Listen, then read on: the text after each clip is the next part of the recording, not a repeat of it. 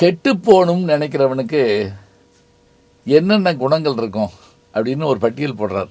இதையுமா சொல்கிறார் திருவள்ளுவர்னு நீங்கள் கேட்கலாம். முதல் இதை சொல்கிறாரு, அவன் எந்த ஒரு செயலையும் தள்ளி போடுவானான், நாளைக்கு பார்த்துக்குறோம்.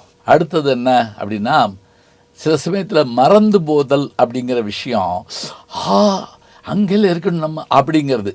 அடுத்ததாக சொல்கிறப்ப சோம்பல்ங்கிறாங்க.